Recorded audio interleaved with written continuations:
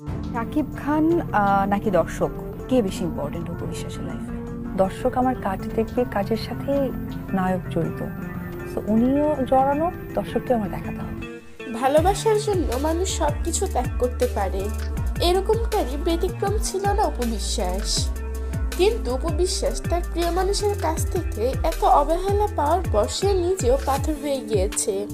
কথায় আছে না যে পাথর হতে দিও না, পাথরে ফুল ফোটানো কিন্তু অসম্ভব।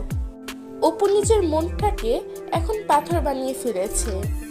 সে মনে এখন হাজার কপাল ঠুকলেও সে মন আবার আগের মতো নরম হয়ে যাবে না।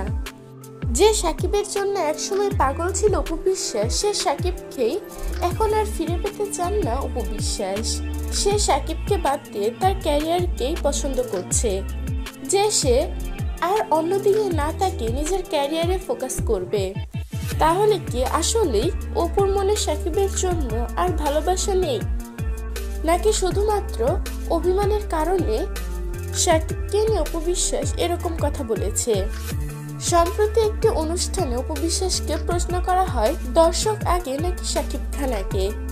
অপু বিশ্বাস উত্তরে বলে, সাকিব তো নায়ক, সে তার জায়গায়, কিন্তু দর্শকই আমার মূল। দর্শকদের ছাড়া একটা শিল্পী কখনোই গড়ে উঠতে পারে না, আর টিকেও থাকতে পারে না। আমরা সকলেই জানি, যারা মিডিয়া জগতের লোক তাদের মেরুদণ্ড তাদের ফ্যান